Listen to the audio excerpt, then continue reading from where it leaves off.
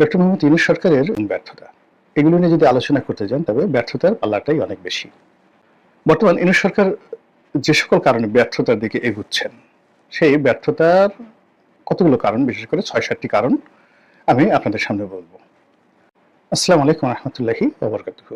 সম্মানিত দর্শক, ডক্টর মোহাম্মদ ইউনূস সরকারের যে সফলতা এবং ব্যর্থতা এগুলো নিয়ে যদি আলোচনা করতে যান তবে ব্যর্থতার পাল্লাটাই অনেক বেশি।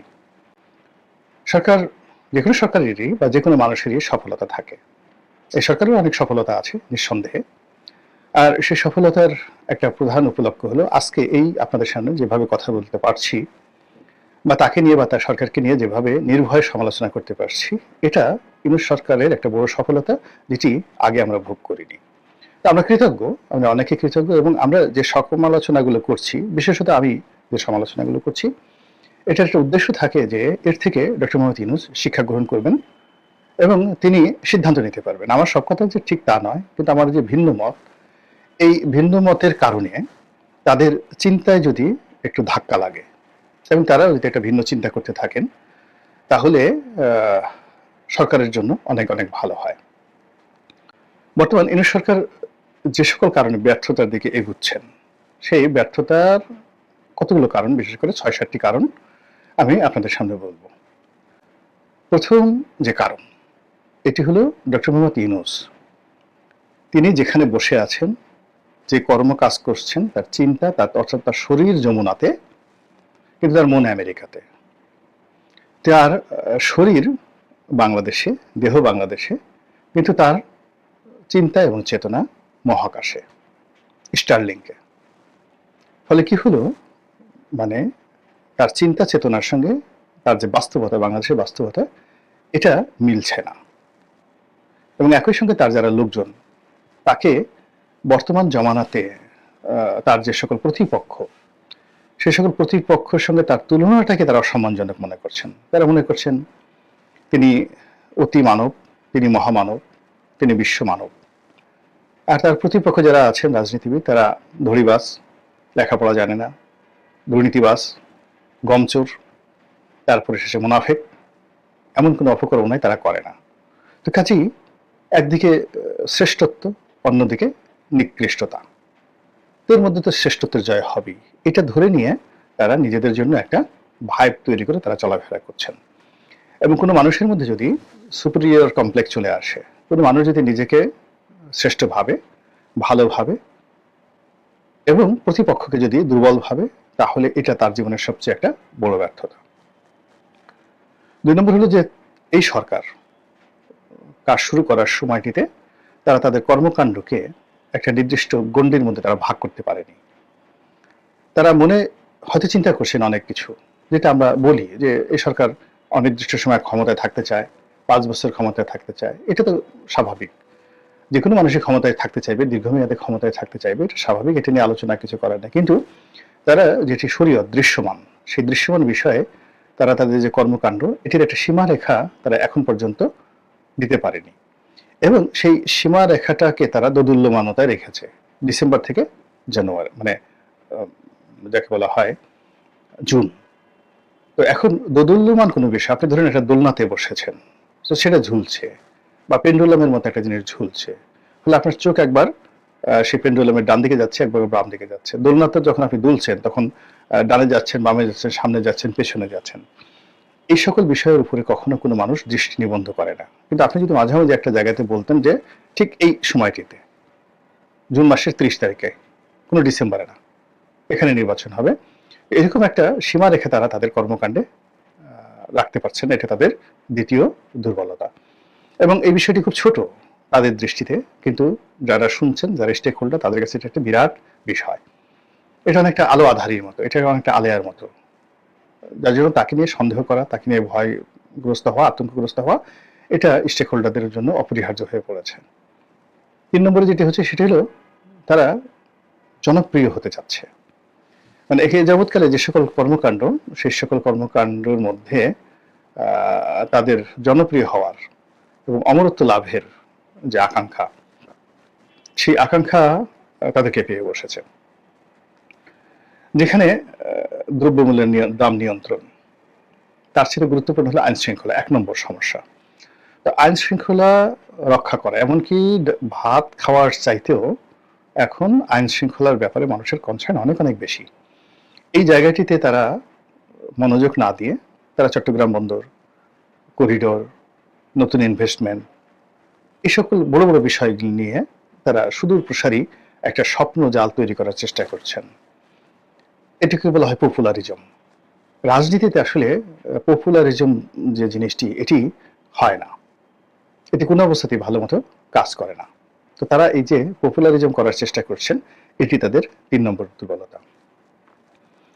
৪ নম্বর দুর্বলতা হলো যে তারা একটা ব্র্যাকেটের মধ্যে চলে গেছেন। সেটা এনসিপির মাধ্যমে, সেটি তাদের উপদেষ্টা মণ্ডলীতে যাদেরকে তারা অন্তর্ভুক্ত করেছেন, সেই অন্তর্ভুক্ত করার কারণে তাদেরকে যে কোনো মানুষ ব্র্যাকেট বন্দি করে ফেলতে পারছে। তাদেরকে গ্রামীণ ব্যাংকের সরকার, তাদেরকে এনজিও মার্কার সরকার, তাদেরকে চট্টগ্রাম কেন্দ্রিক সরকার, তাদেরকে আমেরিকা ব্যাক সরকার, ইউরোপ ব্যাক সরকার, তারপরে তাদেরকে ছাত্র জনতার সরকার, এরকম বিভিন্ন ব্র্যাকেটে তাদেরকে ব্র্যাকেট বন্দি করে দেওয়া হয়েছে। এবং এই যে ব্র্যাকেট বন্দি, সেই ব্র্যাকেট বন্দি হওয়ার ক্ষেত্রে তারা সেখান থেকে বের হওয়ার জন্য বা সার্বজনীন হওয়ার জন্য তারা সেই চেষ্টা করেননি। ৫ নম্বরে যদি আপনি তাদের যে ব্যর্থতার কথা চিন্তা করেন, সেই ব্যর্থতা হলো যে তারা এখনো পর্যন্ত আমাদের মানুষের মৌলিক যে আকাঙ্ক্ষা, রাজনৈতিক আকাঙ্ক্ষা, এটা অনুধাবন করতে পারেননি। No one. আসলে মানুষ কি চাচ্ছে? তারা মনে করছেন যে তাদের কি চাচ্ছে, নির্বাচন চাচ্ছে না, অন্তর্বর্তীকালীন সরকারকে ভালোবাসছে। তো মানুষের যে রাজনৈতিক আশা এবং আকাঙ্ক্ষা, এই আশা আকাঙ্ক্ষার জায়গাটা তারা আসলে রিড করতে এখন পর্যন্ত পারেননি। বিস্তর ফারাক।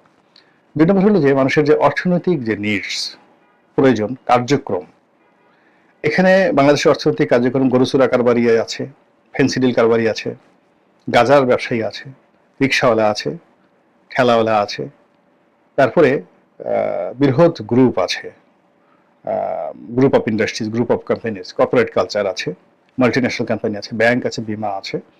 মানে এগুলো বাংলাদেশের প্রকৃতি এবং পরিবেশের সঙ্গে নানাভাবে এগুলো যাকে বলা হয় সামঞ্জস্য রক্ষা করে তারা তাদের ব্যবসা বাণিজ্য করে।